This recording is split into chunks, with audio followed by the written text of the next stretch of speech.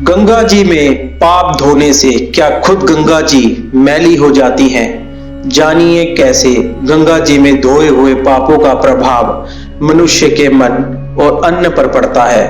प्रभु जाप में आपका स्वागत है। जब एक ऋषि जी को जानने की इच्छा प्रकट हुई कि आखिर गंगा जी में धोया हुआ मनुष्य का पाप कहाँ जाता है, क्या लोगों के गंगा जी में पाप धोने से सभी पाप गंगा जी में ही समा जाते हैं, तो उन्होंने इसके लिए प्रभु की आराधना और तपस्या की। उसके बाद देवगण खुद प्रकट हुए। तब ऋषि जी ने उनसे पूछा कि गंगा जी में जो पाप धोया जाता है वह कहाँ जाता है। तब भगवान ने कहा, चलो गंगा मैया से ही पूछते हैं इस बारे में। ऋषि और भगवान जी दोनों ने ही गंगा जी से पूछा, हे गंगे, सब लोग तुम्हारे यहाँ पाप धोते हैं, तो इसका मतलब क्या आप पापी हुई? तब गंगा जी ने कहा, मैं कैसे पापी हो गई? मैं तो सभी पाप लेकर समुद्र को अर्पित कर देती हूँ। इसके बाद ऋषि और भगवान जी समुद्र के पास गए और उनसे पूछा, हे सागर, गंगा सभी पाप आपको अर्पित कर देती है, तो क्या आप पापी हो गए?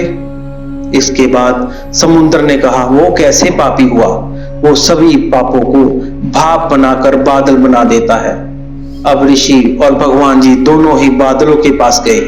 उनसे पूछा, हे बादल, समुद्र पापों को भाप बनाकर बादल बना देता है, तो क्या आप पापी हुए? बादलों ने कहा, मैं कैसे पापी हुआ? मैं तो सभी पापों को वापिस पानी बना देता हूँ और धरती पर गिरा देता हूँ। इससे ही अन्न उपजता है, इसे ही मानव खाता है। उस अन्न में जो अन्न जिस मानसिक स्थिति में उगाया जाता है, जिस वृत्ति से प्राप्त किया जाता है और जिस मानसिक अवस्था में खाया जाता है, उसी के आधार पर मानव की मानसिकता बनती है। यही कारण है, कहा जाता है कि जैसा खाए अन्न वैसा बनता मन। जिस वृत्ति से अन्न प्राप्त किया जाता है, जिस मानसिक अवस्था में खाया जाता है, वैसा ही विचार मानव का बन जाता है। ऐसे में हमेशा हमें भोजन शांत रहकर ग्रहण करना चाहिए।